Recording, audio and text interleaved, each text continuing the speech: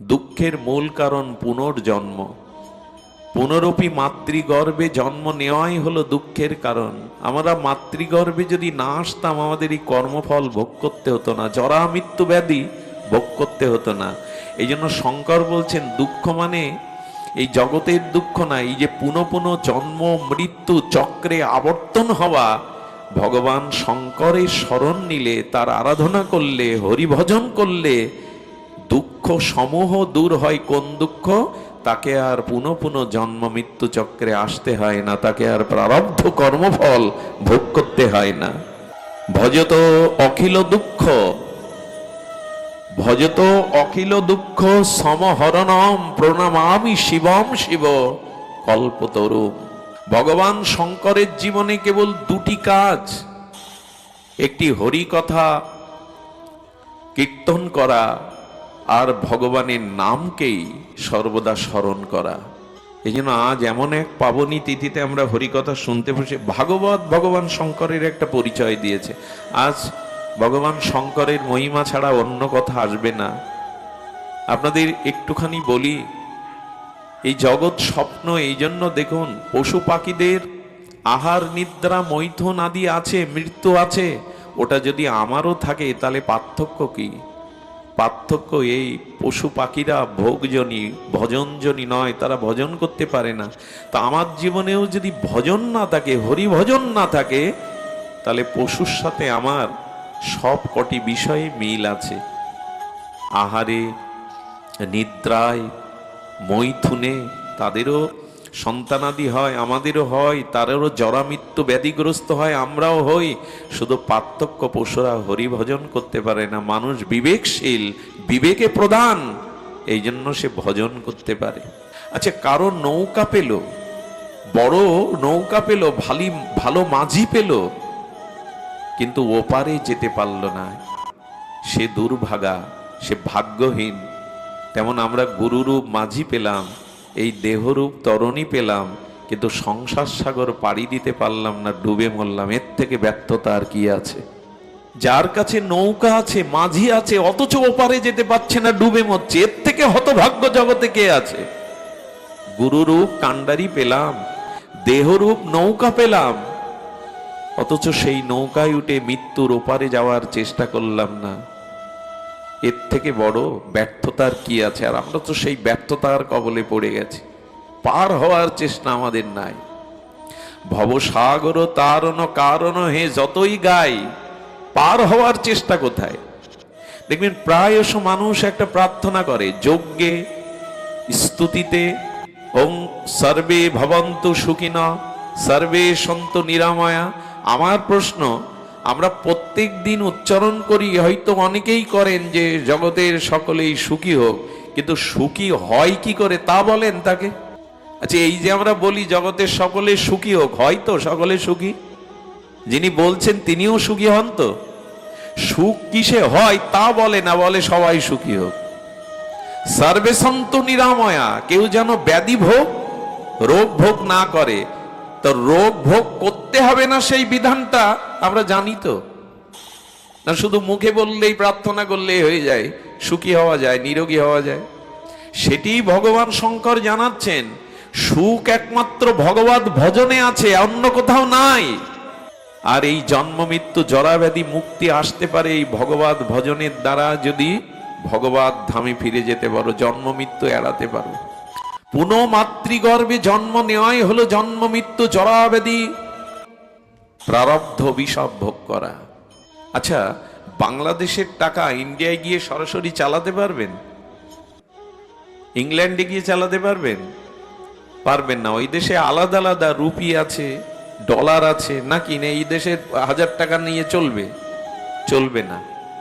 তেমনি একটা কথা বলি, এই জগতের অর্থবিত্ত, দেহ গেহ, স্ত্রী পুত্র কুটুম্ব আত্মীয় স্বজন যা কিছু, এটা পরকালে চলবে না, ওই পারে চলে না এগুলি। আপনি জন্মাবার সময় না স্ত্রী, না পুত্র, না পিতামাতা কাউকে সাথে আনেননি, আবার মৃত্যুর পরেও এরা কেউ সাথী না, এটা কে না জানে? বাচ্চাও জানে, কিন্তু উপলব্ধি হয় তো ওইখানে কি চলবে, ওইখানে কি সাথে যাবে। দেখুন, অর্থবিত্ত, ক্ষমতা, পদ, মর্যাদা একটা সময় কাজে লাগে না। আমার যদি এখন হার্ট স্ট্রোক হয় না, মারাত্মক রকম ব্রেনে রক্তক্ষরণ হয়। আমি যদি এখন হাসপাতালে ভর্তি থাকি, আনুন, আমার যত টাকা আছে, স্ত্রী পুত্র আছে, গাড়ি বাড়ি আছে, আনুন, চলবে তো ওখানে? কাজে লাগবে তো ওখানে? ওইখানে কি কাজে লাগবে জানেন? যদি মরেও যায় ওই সময় কি কাজে লাগবে জানেন? যেটুকু ভগবত ভজন করেছেন, যেটুকু ভক্তি ভগবত প্রেম অর্জন করেছেন, ওইগুলোই কাজে লাগবে। ওই যে বললাম, এখানে ইংল্যান্ডে গেলে বাংলাদেশের টাকা চালাতে পারবেন না ডলার ছাড়া। ঠিক তেমনি মৃত্যুর পরে এই যা কিছু আপনি করেছেন সারা জীবন, এগুলি প্রয়োজন, টাকা প্রয়োজন, বাড়ি গাড়ি প্রয়োজন, স্ত্রী পুত্র প্রয়োজন, শুধু জগতের জন্য, জগতের ব্যবহারের জন্য, ওপারের জন্য যেটা প্রয়োজন সেটা কতটা সঞ্চয় করেছেন বিবেকের কাছে প্রশ্ন করুন। ওই সময় কি চলবে? লতা মঙ্গেশকর বোম্বের সব থেকে নামি মায়াবতী হাসপাতালে সম্ভবত ভর্তি, চেয়ারে, হুইল চেয়ার আছে, বসতে পারছেন না, 23টা গাড়ি আছে, গাড়িতে উঠতে পারছেন না, আলিশান বাংলো বাড়ি আছে, বাড়িতে ফিরে যেতে পারছেন না, প্রিয়জন সামনে মুখ দিয়ে কথা বলতে পারছেন না, যিনি সারা জীবন সঙ্গীতের তরঙ্গে ভাসিয়েছেন বিশ্বকে। বাড়ি গাড়ি ওই সময় ওনার কোনো কাজে লাগে না। আর মৃত্যুর পর লতাজির সাথে কি যাবে? আপনার আমার সাথে ওই পারে কি চলবে? এই টাকা চলবে না, বিদেশে গেলে এই টাকা চলবে না। তেমনি পরপারে যেটি চলবে, যেটু কতটুকু ভগবত ভজন করেছেন, কতটুকু প্রেম ভক্তি অর্জন করেছেন, ওইটাই পরকালে চলবে। তাতে কতটুকু সঞ্চয় আছে আমাদের। সৎ হরি ভজন বিনু সব স্বপ্না। শিব ঠাকুর বলছেন জগৎ স্বপ্নময়, জগতের প্রয়োজন আছে, অর্থবিত্ত কুটুম্ব আত্মীয়র প্রয়োজন আছে, কিন্তু পরকালে যেটি প্রয়োজন সেটিও যে প্রয়োজন এটা আগে অনুভব করো। ভাগবতে শঙ্করকে কি বলছেন? আজকে তো শিব তত্ত্বেরই দিন। নিম্ন গানাং যত গঙ্গা দেবনাম অচ্যুত যথা। ভগবত ভগবান শঙ্করের পরিচয় দিচ্ছেন। বৈষ্ণবানাং যথাসম্ভ পুরাণা মিদং তথা। 18 পুরাণের মধ্যে শ্রেষ্ঠ হলো শ্রীমৎ ভাগবত মহাপুরাণ। প্রবাহমান স্রোতস্বিনী নদীর মধ্যে শ্রেষ্ঠ গঙ্গা। দেবগণের মধ্যে ভগবান অর্চিত বিষ্ণু, আর বৈষ্ণবগণ মধ্যে ভগবান শম্ভু শঙ্করই শ্রেষ্ঠ। ভাগবত পরিচয় দিচ্ছেন। আচ্ছা, এই কথা যখন বলা হলো, আমরা ভগবান শঙ্করকে, শিবকে যখন বৈষ্ণব বললাম, তার মানে আমার মাথায় তিলকমালা, আমি বৈষ্ণব মন্ত্রে দীক্ষিত, আমার মতো বৈষ্ণব ভগবান শঙ্কর? আমরা অনেকেই তাই ভেবে নেই যে শিব ঠাকুরও তাহলে পরম বৈষ্ণব। বৈষ্ণবানাং শম্ভু, খবরদার, এ ভাবলেও অপরাধ হবে। আপনার আমার মতো বৈষ্ণব শঙ্কর? বৈষ্ণবানাং যত শম্ভু মানে এই ভেবে বসবেন না যে আমাদের মতোই একজন বৈষ্ণব নন উনি। দ্বাদশ ভাগবতের মধ্যে অন্যতম মুখ্য হলো এই ভগবান শঙ্কর। দ্বাদশ ভাগবতের মধ্যে অন্যতম শিবজি। আরো শুনুন, ভগবানের স্বভাব, প্রভাব, গুণ, শীল, মহিমা কোনো ভেদ নাই। স্বয়ং স্বয়ম্ভু পূর্ণ ব্রহ্ম ভগবানের সাথে ভগবান শঙ্করের গুণ, লীলা, শীল, প্রভাব, মহিমাতে কোনো ভেদ নাই। দুধ থেকে দই হলো, জল থেকে হলো কি, তেল থেকে হলো কি, কিসের থেকে হলো? দুধ থেকেই হলো। তত্ত্ব তো দুধ, কিন্তু দইটা আলাদা। তেমনি তত্ত্ব তো অখণ্ড এক পরম ব্রহ্ম, শিব রূপে ব্রহ্মা রূপে বিভাজন হয়েছেন, একই তত্ত্ব তারা। এই জন্য ভগবান শঙ্করকে কখনো যে আমাদের মতো তিনি বৈষ্ণব এরকম সিদ্ধান্ত যদি নেন, অপরাধী হয়ে যাবেন। শিব তত্ত্ব সাধারণ নয়। আপনাদের মনে আছে সমুদ্র মন্থনে যে বিষ উঠেছিল, কালকূট বিষ, ওখানে বিষ্ণু দাঁড়িয়েছিলেন, ব্রহ্মা দাঁড়িয়েছিলেন, দেবতারাও দাঁড়িয়েছিলেন। ওই বিষে যখন পৃথিবী প্রলয় ধ্বংস কবলিত, কেউ এগিয়ে আসেনি। ভগবান শঙ্করের মতো জীবকল্যাণে আর কেউ নেই আমাদের সামনে। উনি কালকূট বিষটা কণ্ঠে ধারণ করলেন। এই জন্য শিব ঠাকুরের শব্দের, শিব শব্দের অর্থই হলো মঙ্গল, কল্যাণ। জীবের মতো এত কল্যাণ অন্য কোনো ভগবান ভাবেননি। আমি ব্যাস আসনেই বসে বলছি, অভিন্ন ভগবান, কিন্তু শিব ঠাকুরের মতো জীবকল্যাণের কথা আর কোনো ভগবান, এই তার প্রমাণ। বিষ কেউ নেয় সংসারে, সবাই ওখানে অপেক্ষা করে আছে লক্ষ্মী কখন উঠবে, ঐরবত কখন উঠবে, অমৃত কখন উঠবে, কিন্তু আগে বিষ। শঙ্কর জগতে জানালেন এ সংসারেও অমৃত আছে, লক্ষ্মীও আছে, সেটা তলে। আগে তো বিষ গ্রহণ করতে শেখো, আগে কষ্ট, আগে যন্ত্রণা, আগে দুঃখকে বরণ করে নিতে শেখো, তবেই আনন্দ পাবে। যারা দুঃখকে এড়িয়ে যেতে চায় তারা অমৃত পায় না। আচ্ছা, একটা মজার জিনিস, এত কালকূট বিষ তুমি হলাহল পান করলে তো তোমার কণ্ঠে বেঁধে গেল কেন, বুকে গেল না কেন? আপনিও বিষ খেয়ে মরবেন না যদি বিষটা লাঞ্চে না যায়, গলার তলে না যায়, আপনিও মরবেন না। গলায় রেখে দিন বিষ, যন্ত্রণা হবে কিন্তু মরবেন না। বিষটা বুকে যাবে, লাঞ্চে যাবে, রক্তে প্রবেশ করবে। তো ভগবান শঙ্কর যে বিষ কালকূট পান করলেন, গলায় গিয়ে নীলকণ্ঠ হলো কেন, বুকে যেতে পারেনি? এর উত্তর কি? এর উত্তর একটাই। ভগবান শঙ্কর কি বলছেন শুনুন। বিষ ওখানে আটকে গেছে, ভেতরে যায়নি। বললো কেন? বললো আমার হৃদয়ে যে রাম আছে, যেখানে রাম সেখানে বিষ তো যেতে পারে না। হৃদয়ে রাম আছে তো ওখানে যাবে কি করে? যাদের হৃদয়ে সর্বদা ভগবানের স্মরণ মনন চিন্তন আছে, ওখানে সংসারের দুঃখময় বিষ যেতে পারে না। আনন্দ, যে যেমন সূর্য অন্ধকার দেখে না, জানেন? সূর্য কখনো অন্ধকার দেখতে পায় না, এই জন্য ওখানে নীলকণ্ঠ হয়ে গেল, বিষও অমৃত হয়ে গেল। এখন এই জন্য আচ্ছা লক্ষ্য করুন, প্রত্যেক ভগবৎ স্বরূপের একটি ভাবে পূজা হয়। বিষ্ণু, নারায়ণ, কৃষ্ণ, রাম, মহাপ্রভু, এরা সাকার মূর্তিতে পূজা হয়। একমাত্র ভগবান শঙ্করের পূজা দুই ভাবে হয়। এটা একটা অদ্ভুত বিষয়। আজকে অন্য কথা আপনাদের শোনাতে পারবো না, কারণ আজকের দিন এই নির্জল উপবাসাদি থেকে যারা শিব মহিমা, কারণ ভগবান সব থেকে সন্তুষ্ট হন ভক্ত চরিত্র কথা শুনলে। ভগবানও নিজে শুনতে বসেন। শিবতত্ত্ব মহিমা যেখানে কীর্তন হয়, সেখানে ভগবানও স্বয়ং শ্রোতা হয়ে বসেন। এখানে আমরা যেটা আস্বাদন করছিলাম যে ভগবান শঙ্করের নিরাকার এবং সাকার দুই ভাবে পূজা হয়। অন্য কোনো ভগবৎ স্বরূপে দুই ভাবে নিরাকার। বিষ্ণুর নিরাকার পূজা করেছেন কখনো? কৃষ্ণের নিরাকার পূজা? এই শিবলিঙ্গ, লিঙ্গ মানে চিহ্ন, চিহ্নটা নিরাকার, নিরাকার রূপে শিবলিঙ্গ রূপে তিনি আজ পূজা পাচ্ছেন। আবার শিব বিগ্রহ রূপে দুই ভাবে পূজিত হচ্ছেন। অন্য কোনো ভগবৎ স্বরূপে নিরাকার এবং সাকারের পূজা দুই ভাবে হয় না। আরো একটা জিনিস বলি, এই যে রাধা কৃষ্ণ সারা পৃথিবীতে এখন দেখছেন না, গৌড়ীয় মঠে ইস্কনে রাধা কৃষ্ণ মাত্র 550-600 বছর আগে রাধারানী কৃষ্ণের পাশে ছিলেন না, কিন্তু কোটি কোটি বছর পূর্বে পৃথিবীর সর্বাপেক্ষা দ্বাদশ জ্যোতিষলিঙ্গ বা শিব মন্দির পৃথিবীতে সব থেকে প্রাচীন।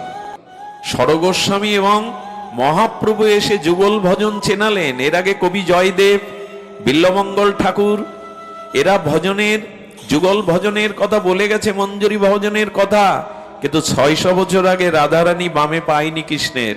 কিন্তু ভগবান শঙ্কর সর্বপ্রেক্ষা প্রাচীন, তার এই আরাধনা এখনো পৃথিবীতে সব থেকে শিব মন্দিরের সংখ্যাই বেশি। এর মানে কি আমি কৃষ্ণকে ভগবান শিবের থেকে আলাদা করছি? তা নয়। আসলে দেখবেন কেউ কেউ শিব ঠাকুরকে বুড়ো শিব বলে, বলে না? কি বলে? শিব ঠাকুর বুড়ো, সচ্চিদানন্দময় স্বয়ং সম্ভব বুড়ো। বুড়ো মানে প্রাচীন, বুড়ো মানে সর্বপ্রেক্ষা প্রাচীন হলো ভগবান। দুই রূপে তার পূজা হচ্ছে আজ, বিগ্রহ রূপে আর চিহ্ন বা নিরাকার রূপে। আচ্ছা, অনেকেই আমরা ঘুলিয়ে ফেলি, যখন শিব পুরাণ আলোচনা করি তখন শিব ঠাকুরকেই স্বয়ম্ভু ঈশ্বর বলি, যখন রামচন্দ্রের রামায়ণ পাঠ করি, যখন ভাগবত পাঠ করি, শ্রোতাদের মনে মনে হয় যার কথা যখন বলো তাকেই তো বড় করো। তোমাদের এই এক দশা, তোমরা যার কথা বলতে বসো তাকেই বড় করো। এর মীমাংসা কি? এর একটা মীমাংসা এসছে, শুনুন। রামচন্দ্র শিব পূজা না করে কোনো কাজে হাত দেয় না। রামচন্দ্র পূর্ণ ব্রহ্ম, শাশ্বত সনাতন। উনি যখন লঙ্কায় যুদ্ধের জন্য যাবেন, উনি জানেন ভগবান শঙ্করের, উনি বালু দিয়ে যে লিঙ্গমূর্তি স্থাপন করে পূজা করেছিলেন রামেশ্বরম, এটা বলো অদ্ভুত বিগ্রহ। রামচন্দ্র সেতু বন্ধনের পূর্বে সমুদ্রের এপারে রামেশ্বরম এই জ্যোতিষ দ্বাদশ লিঙ্গের এক লিঙ্গ প্রতিষ্ঠা করেন। এখানে ভগবান শঙ্করকে পূজা করছেন, আরাধনা করছেন, স্তুতি স্তব করছেন আশীর্বাদ নেওয়ার জন্য। আমরা যেন ঘুলিয়ে না ফেলি কে কার শিষ্য, কে কার গুরু, কে ছোট বড়। এখানে বলছেন দেখুন নামকরণ কি করলেন, নামকরণ কি করলেন? রামেশ্বরম, অর্থাৎ শব্দটার অর্থ দাঁড়ায় রামের যিনি ঈশ্বর। শিবমূর্তিকে কি নাম দিলেন রঘুপতি রামচন্দ্র? রামেশ্বরম। অনেকেই গেছেন এখানে, অনেকেই হয়তো আছেন এই স্থানে গেছেন আপনারা। এই রামেশ্বরম মানে রামের যিনি ঈশ্বর। তো রামজি কে প্রশ্ন করা হলো আপনার ঈশ্বর শঙ্কর, অথচ শঙ্কর যে পাঁচ মুখে রাম নাম জপ করেন। কে কার ঈশ্বর, কে কার শিষ্য, কে কার গুরু? আমাদের মধ্যেও মাঝে এই সংশয় উপস্থিত হয়, এটা নিরাকরণ করা দরকার। দেখুন সর্বপ্রথম রামচন্দ্র তৎপুরুষ শিবজিকে কি করলেন? সমাস। সমাস মানে কি প্রফেসর? শব্দকে সংক্ষিপ্ত করে সার বর্ণনা করার নাম হলো সমাস। রামচন্দ্র তৎসমাসে কি বলছেন দেখুন, রামস্য ঈশ্বরে সজ রামেশ্বর। সমাস করে কি বললেন? রামের যিনি ইষ্ট ঈশ্বর ইনি রামেশ্বর, মানে ওই লিঙ্গ। ভগবান শিব এসে প্রণাম করে বলছেন না, এই অর্থ খাটবে না। রামের ঈশ্বর যিনি শিবজি, তিনি ভগবান, তিনি রামেশ্বর। কিন্তু শিবজি বললেন, এখানে আমি তো মূর্খ বুঝি না, কিন্তু শব্দবিদ তারা কি বলছেন দেখুন, তারা বলছেন বহুব্রীহি সমাস করলেন ভগবান শিব। বহুব্রীহি সমাস মানে রামের ঈশ্বর যিনি তিনিই রামেশ্বর, আমি এটা রাম বলছেন, স্তুতি করছেন। আর শিবজি কি বলছেন? শিবজি বহুব্রীহি সমাসে এসে কি বলছেন? রাম ও ঈশ্বর যশস্ব রামেশ্বর। রামই যার ঈশ্বর, ইনি রামেশ্বর। উনি বলছেন উনি আমার ইষ্ট, ইনি বলছেন উনি আমার। দুইজন শ্রেষ্ঠ কখন হয় জানেন? যখন দুইজন দুইজনকে বড় করে। যখন একজনকে ছোট করে যে বড় হতে চায় সে বড় না, সে শ্রেষ্ঠ না। রাম বলছেন রামের যিনি ঈশ্বর, আর বহুব্রীহি সমাসে এসে উনি বলছেন না, রামের শিবের যিনি ঈশ্বর তিনি রামেশ্বর। এই জন্য কর্ম সমাসে এসে আবার রামচন্দ্র কি বলছেন দেখুন, কি অদ্ভুত একটা প্রসঙ্গ এসেছেন এখানে। যেহি পরকৃপা ন করহি পূজারি, শোনো পাব মনি ভগতি আমারি। রাম ভগবান বলছেন কে আমার ভক্তি পায় শোনো মনি। অগস্ত্য পুলস্ত্য ভরদ্বাসকে রামচন্দ্র বলছেন কে আমার কৃপা পায় মনি শোনো। শিব দ্রোহী মম ভক্ত কহবা, সো নর সহপেহ নাহি না পাবা।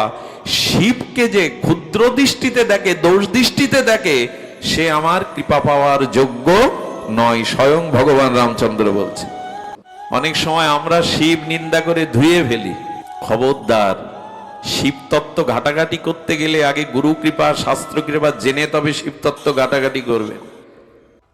বাগের সাল প্রহিত চিতার ছাই মেখেছেন ভূত প্রেত সাথে, খবরদার, এগুলো বলার আগে 10 বার ভাবতে হবে। রামচন্দ্র মণিদের বলছেন সো নর সপহেও নাহিমা পাবা। আমার ভক্তি আমার চরণ কেউ পাবে না যে শিব ঠাকুরের দোষ দৃষ্টি দেখে, ক্ষুদ্র দেখে। শঙ্কর বিমুখ ভকতি নহই মরি। আহা, রামচন্দ্র বলছেন শঙ্করে যে বিমুখ, শিব ঠাকুরে যে বিমুখ, সে আমাকে কোনোদিনই পাবে না, সে আমাতেও বিমুখ। স্বয়ং ভগবান বলছেন সো নরকি মোড়মতি থরি। যে শিব বিমুখ সে মূর্খ, মূঢ়, সে অধম। ভগবান বলছেন এই কথা। একটা জিনিস বলি আপনাদের, যে বৈষ্ণব শিবরাত্রি ব্রত পালন করে না তার বৈষ্ণবত্ব হারিয়ে যায়, তার বৈষ্ণবত্ব নষ্ট হয়ে যায়। যিনি বলেন আমি কৃষ্ণের উপাসনা করি আর কারো দরকার নেই, যিনি শিবব্রত শিব আরাধনা না করেন তার বৈষ্ণবত্বই হানি হয়ে যায়। যেন বৈষ্ণবদের এই শিবব্রতটা পালন করা একান্ত বিদেহ, একান্ত প্রয়োজন। আর কি বলছেন? শঙ্কর প্রিয় মম দহি, শিব দহি মম দাস।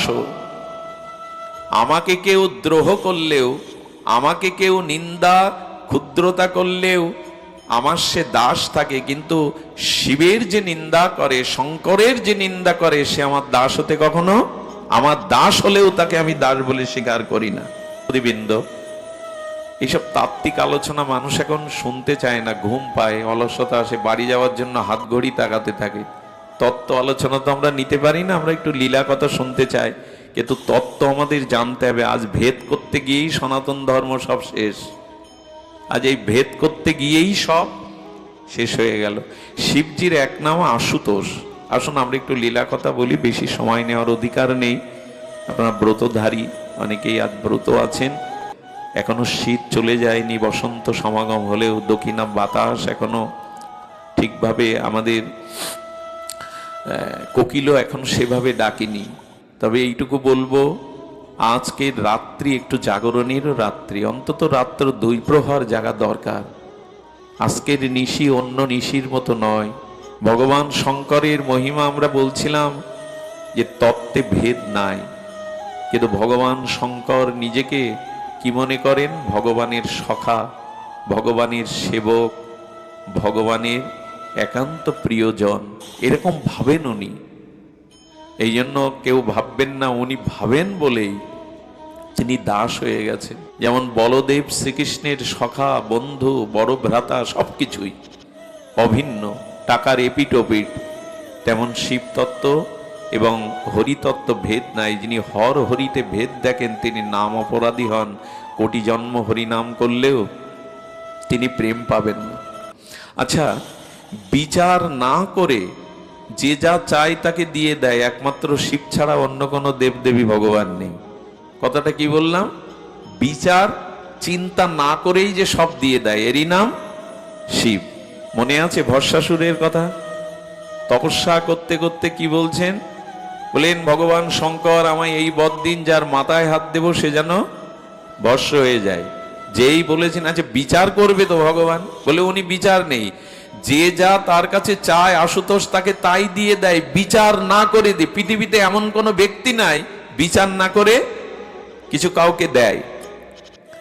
তো বলছেন তাহলে বর যখন দিয়েছেন, আমার ইচ্ছা আপনার মাথায় হাত দিয়ে আপনাকে ভ্যানিশ করে পার্বতীকে নেব।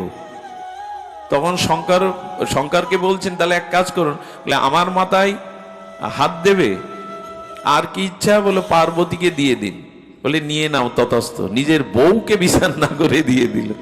এরকম চরিত্র পাবেন তো? যখন পার্বতী বলছে তুমি আমাকে দিয়ে দিলে, আচ্ছা ভোলা মহেশ্বর বলেছেন মুখে, নারায়ণ সামনে এসে হাজির।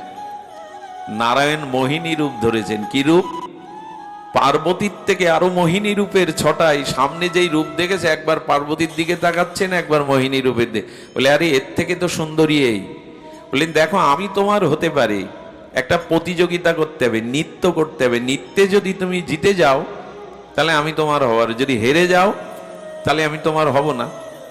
তো নটরাজ তো গোবিন্দ মাথায় হাত দিয়ে কোমরে, মাথায় হাত দিয়ে আর কোমরে হাত দিয়ে একরকম নৃত্য আছে। নটরাজ তো উনি ওইভাবে নৃত্য করতে গিয়ে সে মোহিনীর রূপে মুগ্ধ হয়ে ও মাথায় হাত আর কোমরে হাত দিয়ে নাচতে গেছে। যেই হাত দিয়েছে পার্বতীকে এনে বলছেন জগৎ মাতাকেও দিয়ে দিলেন, একবার ভাবলেন না কি চেয়েছে আপনার কাছে? এত আত্মভোলা। আর বললেন যাকে তাকে যা তা বর দেন, আপনার পরে আপনার মাথায় ভ্যানিশ করতে যাচ্ছে, যাকে তাকে তা দিবেন না, বলে না। একবার রাবণ এসে এরকম কৈলাস তুলে ধরেছে। শিব ঠাকুর বললেন তোমাকে আর কষ্ট করে ধরতে হবে না, আমি পূজা নিতে তোমার ওখানে যাব। এই যে বলুন তো এরকম ভগবান পাবেন?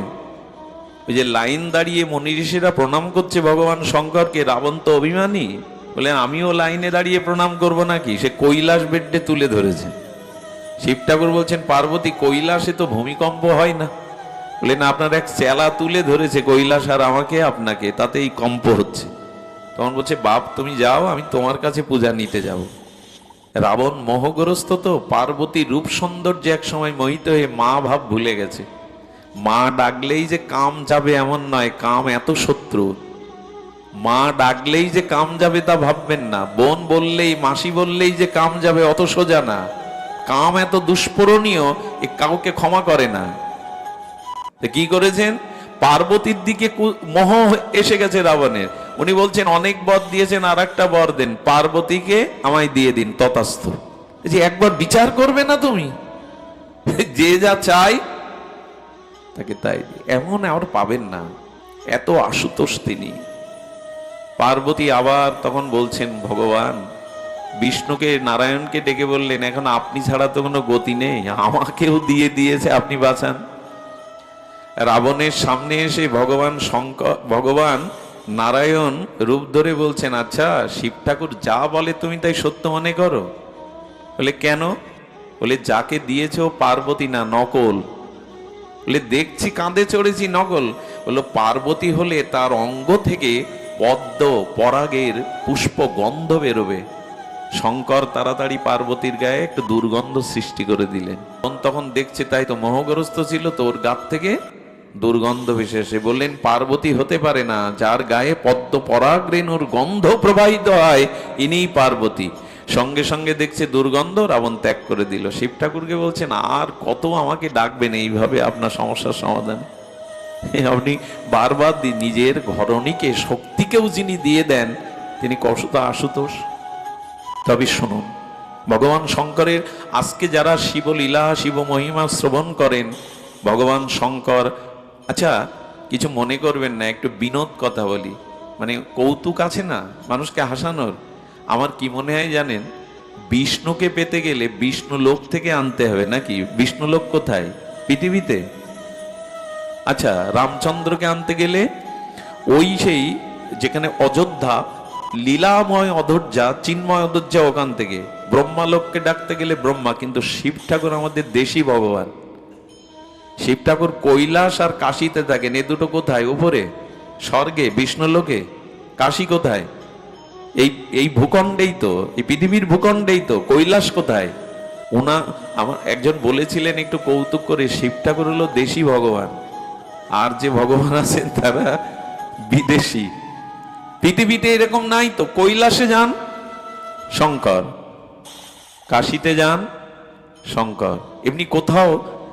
আর একটা কথা বলি, বৃন্দাবনেও যদি কেউ রাধা কৃষ্ণ পেতে চান, তাও শঙ্করের চরণ বন্দনা না করে পাবেন না, কারণ গোপেশ্বর মহাদেবের কৃপা ছাড়া কৃষ্ণকে পাওয়া যাবে না।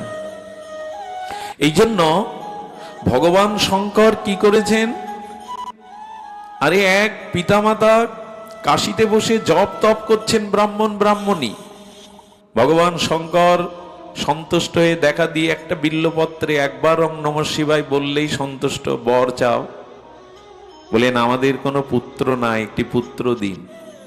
শিব ঠাকুর বললেন অন্য বর চাও, তোমাদের পুত্র যোগ নাই, বলে ওটাই চাই।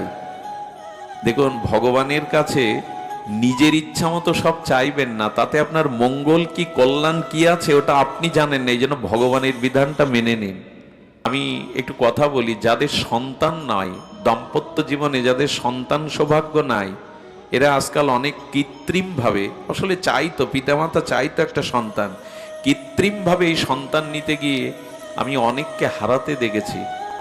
তারা এত ভজনানন্দী ছিলেন, তাদের আমি হারাতে দেখেছি। ভগবানের যা ইচ্ছা তাই মেনে নিন, নিজের ইচ্ছাটাকে জোর করে ভগবানের কাছে চাপিয়ে দিয়েন না। এই জন্য ভগবান শঙ্কর বললেন তোমাদের পুত্র যোগ নাই, বললেন তবু আমরা পুত্র চাই। ভগবান তখন বললেন পুত্র পাবে, কিন্তু সে অন্ধ হবে। বলে অন্ধ হলেও তো মা বলে ডাকবে, বাবা বলে ডাকবে, তাই দিন। ভগবান যাতে না চায়, কষ্ট না পায়, বললেন তার 5 বছর মাত্র পরমায়ু হবে।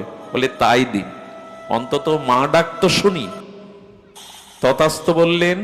সন্তান জন্ম নিল। কয় বছর আয়ু দিলেন শঙ্কর? 5 বছর। 4 বছর চলে গিয়ে 11 মাস চলে গেছে, 1 মাস বাকি। ওই পিতামাতার কেমন হতে পারে? তখন এক সাধুর কাছে গিয়ে বললেন ভগবান শঙ্করই তাকে 5 বছর আয়ু দিয়েছেন, আমরা এখন কি করতে পারি? বলেন কাশীতে চলে যান, গঙ্গা তীরে তাবু বেঁধে ওং নমঃ শিবায়, ওং নমঃ শিবায় এই মন্ত্র জপ করতে বলুন। আর সামনে দিয়ে যত সাধু সন্ন্যাসী মহারাজ মহাত্মারা যাবে, সাষ্টাঙ্গে এই বাচ্চাটাকে প্রণাম করতে বললেন। দেখুন তাদের আশীর্বাদে যদি কিছু হয়। 4 দিন বাকি আছে আয়ু। 5 বছর পড়তে কয় দিন বাকি? 4 দিন। 3 দিনের মাথায় সপ্ত ঋষিরা এসেছিলেন বিশ্বনাথ দর্শনে। সপ্ত ঋষি কারা? অত্রি, পুলস্ত, ভৃগু, এদের মতো সপ্ত ঋষি যারা ভগবানেরও বন্দনীয়, ভগবানও এদের বন্দনা করেন। বশিষ্ঠ, এরা 7 জন কাশী বিশ্বনাথ দর্শন করে গঙ্গা স্নান করে যাচ্ছে। সবাই তো তাদের চিনতে পারেন, এই বাচ্চাটা সাষ্টাঙ্গে প্রণাম করে বসেছে। সাধুর কাছে কেন সমাধান নিতে হয়? এই দেখুন, যেই প্রণাম করেছে এতটুকু বাচ্চাকে সাষ্টাঙ্গ প্রণাম করতে দেখে অভয় মুদ্রা দিয়ে বললেন আয়ুষ্মান ভব। যেই বলেছে আয়ুষ্মান ভব, সেই বাচ্চাটা বলে উঠেছে আমার আয়ু আর 3 দিন, আপনারা বলে দিলেন আয়ুষ্মান ভব। ওর দিকে তখন তাকাচ্ছে, তাকিয়ে বললেন আশীর্বাদ যখন করেছি আমরা সপ্ত ঋষি, একটা তো কিছু সুফল হতেই হবে, তুমি আমাদের সাথে এসো। 1 দিন চলে গেল, বাকি আছে কয়দিন? 2 দিন। বললেন আমি পিতামহ, আমাদের পিতা ব্রহ্মার কাছে যাব, আমরা সামনে দাঁড়াবো, তুমি আমাদের পেছনে সাষ্টাঙ্গে ব্রহ্মাজিকে পিতামহকে প্রণাম করবে। সপ্ত ঋষি পিতা ব্রহ্মাকে প্রণাম করেছে, ও শুয়ে পড়েছে। ব্রহ্মা বললেন আয়ুষ্মান ভব। সপ্ত ঋষি তখন বললেন পিতা কাল আমরা ফেসেছি, আজ আপনি ফাঁসলেন। আরে ওর আয়ু ভগবান শিব দিয়েছেন 2 দিন, আর আপনি বললেন আয়ুষ্মান ভব। ব্রহ্মা বলছেন দেখি কি করি, তোমরা এসেছো ওকে সাথে নিয়ে চলো, আমরা ভগবান শঙ্করের কাছে যাই। ব্রহ্মা প্রথমে, সপ্ত ঋষি মাঝখানে, আর বাচ্চাটা যেদিন তার শেষ দিন সেই দিন গিয়ে ব্রহ্মা বলছেন আমি প্রণাম করব শঙ্করকে, সপ্তঋষি তোমা করবে, বাচ্চাটাকে বলে যে তুমিও পেছনে প্রণাম করবে। যেই করেছে শিব ঠাকুর বললেন আয়ুষ্মান ভব। বললেন প্রভু আপনার জালে আপনি ভেসেছেন, এখন কি করবেন করুন। যেই সমাপ্ত দিন আর মৃত্যু দূত এসে সামনে দাঁড়িয়েছে, কিন্তু শিব ঠাকুরের সামনে যেতে পারবে তো মৃত্যু দূত? দূত থেকে বলছে প্রভু আপনি ওর আয়ু লিখেছিলেন 5 বছর, আজ ওর শেষ দিন। ভগবান শঙ্কর তখন বলছেন বোকা কোথাকার, 5 বছর আয়ু শেষ দিন মানে আমার হিসাবে 5 বছর তুমি কি জানো? এই শুরু হয়ে গেছে, আমার হিসাবের 5 বছর কি তুমি জানো? মহাকাল বলছেন প্রভু আমি তো আপনার দাসানুদাস, আমি কি করে জানবো, তবে শোনো আমার 5 বছর। এই দেখুন ভগবান শঙ্করের কি কৃপা। বললেন সত্য, ত্রেতা, দাপার, কলি, কয় যুগ? এই 4 যুগ একসাথে করলে হয় এক দিব্য যুগ। কি হয়? আর এরকম 71 দিব্য যুগে হয় এক মন্বন্তর। এরকম 71 মন্বন্তরে ব্রহ্মার এক অহ 12 ঘন্টা। হিসাবটা লক্ষ্য করুন, সত্য, ত্রেতা, দাপার, কলি, এই 4 যুগ মিলে হয় এক দিব্য যুগ। আর এবং 71 দিব্য যুগে হয় এক মন্বন্তর, আর 14 মন্বন্তরে ব্রহ্মার 12 ঘন্টা। এভাবে ব্রহ্মার আয়ু 50 বছর হলে ব্রহ্মার পূর্বার্ধ আয়ু হয়, আর 50 বছর এই হিসাবে ব্রহ্মার পরার্ধ আয়ু হয়। এই ব্রহ্মার পরার্ধ আয়ু 100 বছর হলে শিবের একদিন হয়। জ্যামিতি নিয়ে অঙ্ক কষতে পারবেন এটা? বলেন এই হিসাবে ওর পরমায়ু 5 বছর। ফিরে যাও। সঙ্গে সঙ্গে মাথায় হাত দিয়ে বাচ্চাটাকে আশীর্বাদ করলেন, ব্রহ্মা কল্পে কল্পে মরবে কিন্তু তুমি অমর, পৃথিবীর সৃষ্টি প্রলয় হবে কিন্তু তুমি জীবিত হয়ে ভাসবে, আজ থেকে তোমার নাম মার্কণ্ডেয়, তুমি ঋষি মার্কণ্ডেয়। এগুলো শঙ্করের কৃপা। দুর্ভাগা আমরা বাড়ির পাশে লোকনাথ শান্তিনিকেতনের শিব বিগ্রহ কি করলাম সারাটা দিন, কতটুকু শিব নাম জপ করলাম, কতটুকু তার প্রসন্ন স্তুতি বন্দনা করলাম। আজ ভাগ্য এই লোকনাথ শান্তিনিকেতনের এমন একটি পাবন তিথিতে আমরা শিব মহিমা শ্রবণের ভাগ্য পেয়েছি। আজকের দিনে যারা নিশি জাগরণ করে ভগবানের মহামহিমা শ্রবণ কীর্তনাদিতে কাটাবে, ভগবান শঙ্কর এত এত কৃপালু, এত দয়ালু, এত আশুতোষ, তিনি সকলকেই তিনি বেছে বেছে কৃপা করেন না, উনি এত করুণা ওনার। এই জন্য ভগবান শঙ্করের এই মহিমা বড় ব্যাপক। আমি আপনাদের শুধু এইটুকু জানাই যে এই তিথি যেন আমাদের বিফলে না যায়। ভগবান শঙ্কর সত্যম শিবম সুন্দরম, ভগবান শঙ্কর যিনি শিবময়, শিবদ কল্যাণময়, অশেষ গুণ কল্যাণময়, এই মহাযোগেশ্বর, এই স্বয়ম্ভু, তার বিগ্রহ আপনার দেখবেন আজকের তিথি এমন বন্দনীয়। একবার এক চোর শিবরাত্রিতে নগরে চুরি করতে গেছে। আরে চুরি করতে গিয়ে দেখে আজকে সব জেগে আছে। শিবরাত্রিতে কি করে মানুষ?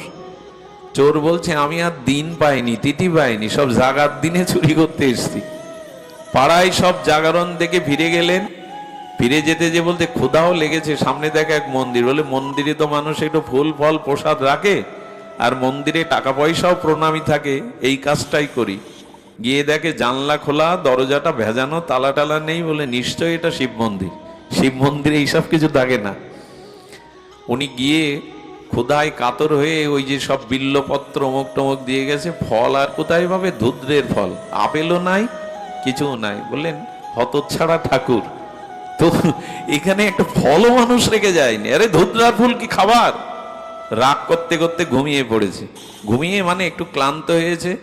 যেই মাথায় হাত দিয়ে উপরের দিকে তাকিয়ে দেখবে যে ঘন্টাটা বড়।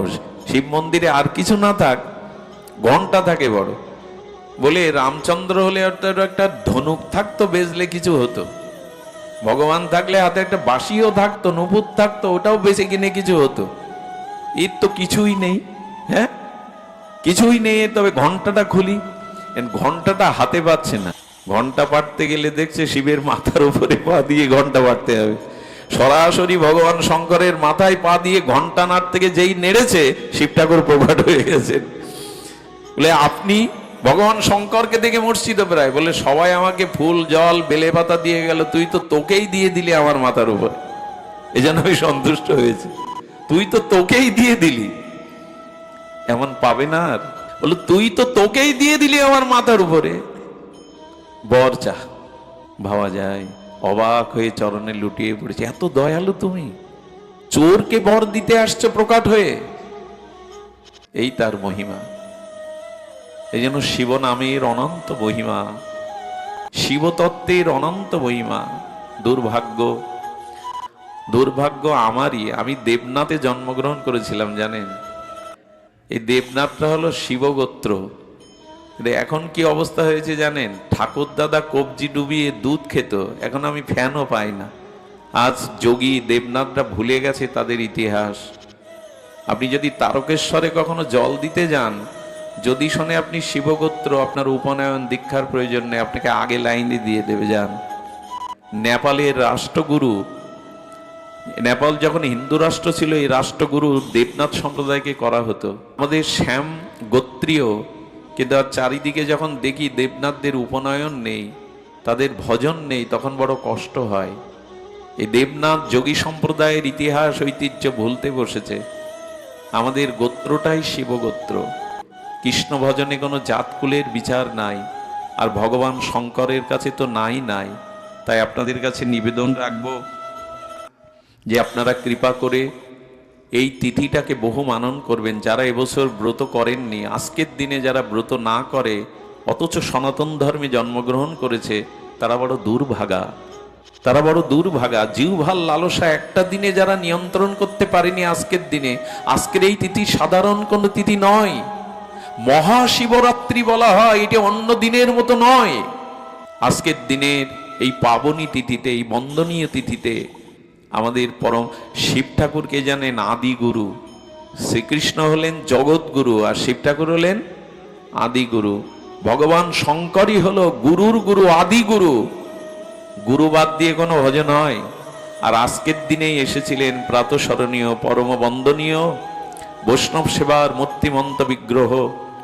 এই বঙ্গজননীর কোলে এসে যিনি প্রেম ঢেলে দিয়েছেন সংকীর্তন ধর্ম, বিশ্ববন্দিত পাবন পদরেণু, দন্যের মূর্তি, নিতাই স্বরূপের করুণার মূর্তি, প্রাতঃস্মরণীয় নিত্যলীলা প্রবিষ্ট অষ্টতর শতশ্রী আমাদের বাবার আজ আবির্ভাব তিথি। মুরারি মোহন যিনি প্রতিষ্ঠা করেছেন 108টি মন্দির, যিনি প্রভাব বিস্তার করে বৈষ্ণব সেবাকে শুধু 56 ভোগ খাওয়াননি, তিনি জগৎকে আলোকিত করে গেছেন বৈষ্ণব সেবার। আমাদের সেই মহাত্মার আজ আবির্ভাব তিথি। সুখদেব দাদাজি, শ্রীগুরুপাদ পদ্ম, এখানে অনেকেই তার চরণাশ্রিত গণ আছেন। ছিল মুরারি বাবাজি মহারাজ। এই প্রাতঃস্মরণী মোরারি বাবার আজ আবির্ভাব তিথি, এই জন্য উনি এতটা জগৎ কল্যাণে ব্রতী হয়েছিলেন। শিব কৃপায় তিনি এসেছিলেন বাবার জীবনে। এই জন্য গুরু কৃপা, আদি গুরুই হলো শঙ্কর, আর আদি গুরু পরম্পরায় এসেছিলেন বিনোদ বাবা। অবাক হতে হয় তার মহিমা শুনলে। 1.5 কিলোমিটার হাঁটু সমান জল ঠেলে এক গরিব শিষ্যের বাড়ি গিয়ে একদিন উপস্থিত। তোকে বলেছিলাম 2 বছর আগে নবদ্বীপে তোর বাড়ি যাব, এসে উপস্থিত। সে কাঁদছে দাঁড়িয়ে, জল এই সমান, ঘরে জল, কিছু পরার নেই বলে একটা গামছা নিয়ে আয়। গামছা পরে তাকে কৃপা করতে গেলেন। আর পাবো এমন আমরা আর পাবো না। এই আশা শুনিতেই আমাদের বুধাটার অনতি দূরে আশা শুনিতে এক বাড়িতে চারিদিকে মশা, মাটির দেওয়াল, কাঁচা বারান্দা। বাবা বললেন তোরা থাক, আমি এই বারান্দায় পড়ে থাকবো। কিছু মনে করবেন না, আজকাল সাধু ঘরে ঢুকলে হাতি ঢোকার মতো হয়। অ্যাটাচ বাথরুম দরকার, দোতলা দরকার, এই দরকার। কিছু মনে নেবেন না। আজকে সাধু ঢোকা মানে আমাদের প্রাতঃস্মরণীয় বৈষ্ণবপদ বাবা বলেছিলেন, মঙ্গলজি এখন ঘরে সাধু ঢোকানো মানে হাতি ঢোকানো। এটা চাই, ওটা চাই, অ্যাটাচ বাথরুম চাই, অমুক চাই, তমুক চাই, আলাদা সেবক চাই, আলাদা গ্যাস চাই, আলাদা উনুন চাই, আলাদা সেবক চাই, ওর মধ্যে কেউ যেতে পারবে না, কত কি চাই। কিন্তু মোরারি বাবা ছিলেন উদার, করুণার মূর্তি। ওই একটা গোলপ জ্বালিয়ে মাটির বারান্দায় সারা রাত পড়ে থাকলে, হাতে গাঁটি কিছুই নাই, 64 মন্ত্রের ভোগ লাগিয়ে দাও। অন্নপূর্ণা মা লক্ষ্মী কোথায় এসেছে, ওনার কাছে কিছুই নেই, বাজার থেকে লোন করে 64 মন্ত্রের সেবা, বৈষ্ণব সেবা। অদ্ভুত চরিত্র ছিল না। এমন বৈষ্ণব দরদি, এমন বৈষ্ণব সেবার মূর্তি এ জগতে বড় বিরাল। সহস্রাব্দে একবার এনারা আসেন, এনারা এই কৃপা করবার জন্য জগতে আসেন।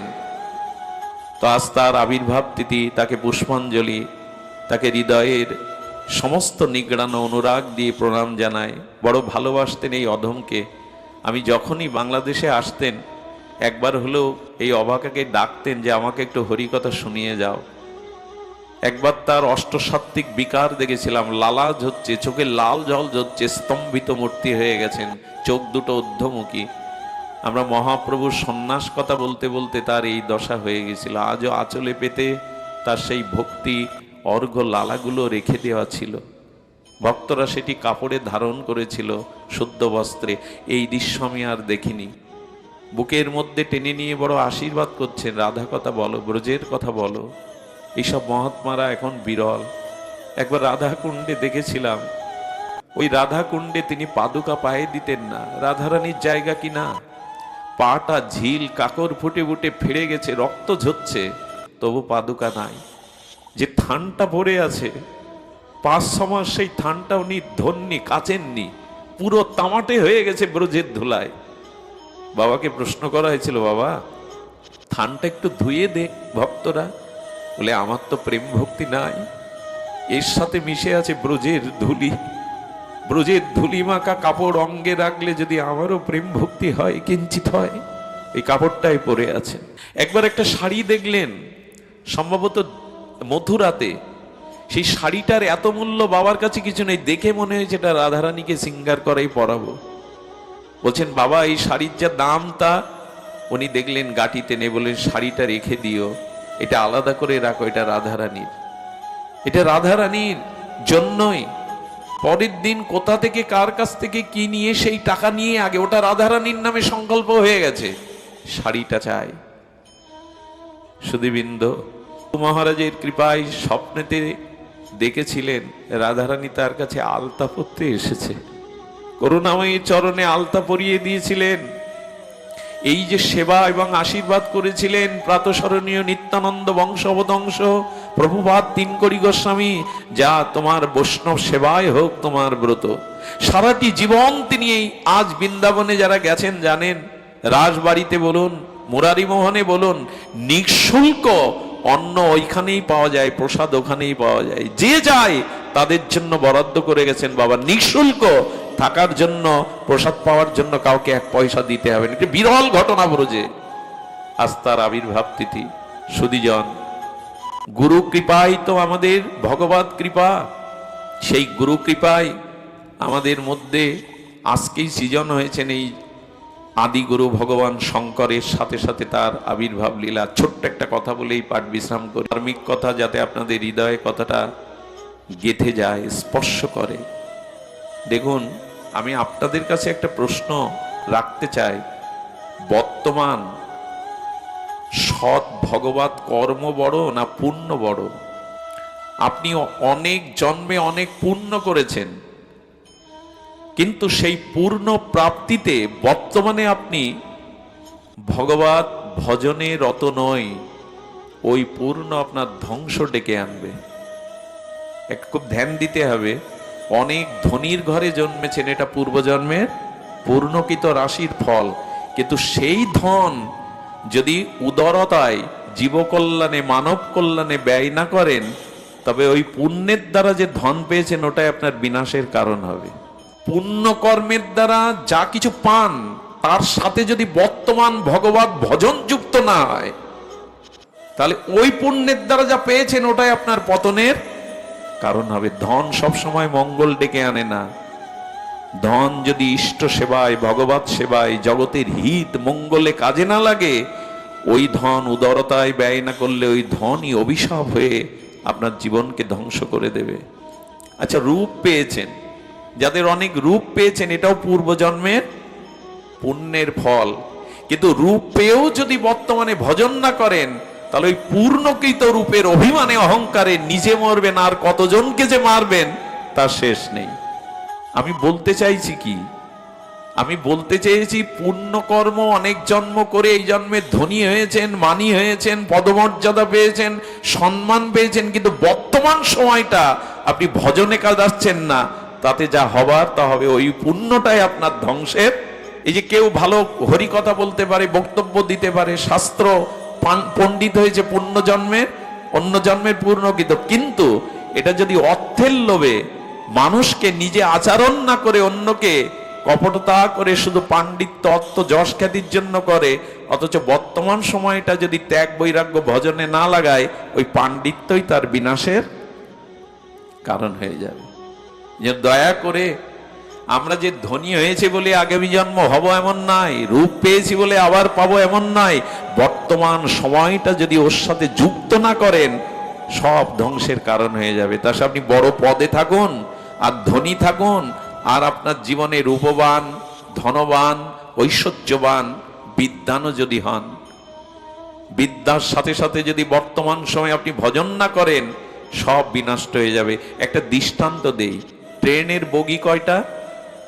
অনেকগুলো। ইঞ্জিন কয়টা? একটা। বগিগুলো রাখলেন, ইঞ্জিন রাখলেন না, ট্রেন চালান আপনি পারবেন কি? এই ইঞ্জিনটাই হলো বর্তমানে ভগবত ভজন, আর পুণ্যকর্মগুলো হলো বগি, ওকে টেনে নিয়ে যাবে। বর্তমান কাজটি যদি আপনি সৎ, আরাধনাময়, ভজনময় করেন, ওইটা টেনে নিয়ে যাবে। আচ্ছা, 10 গ্রাম থেকে 10 মণ লোহা ভাসাতে পারবেন নদীতে? ভাসাতে পারবেন কেউ?